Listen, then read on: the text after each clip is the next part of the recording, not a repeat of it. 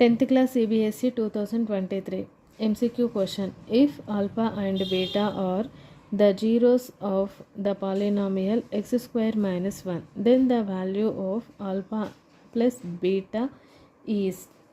ఇక్కడ ఏమిచ్చాడు అంటే solution let p of x equal to x square minus 1. x square minus 1 equal to 0, x square equal to 1, x equal to plus or minus 1.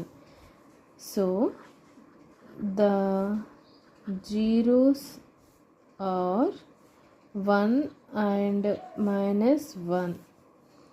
Let alpha equal to 1 and beta equal to minus 1. Alpha plus beta equals to 1 plus beta equal to minus 1.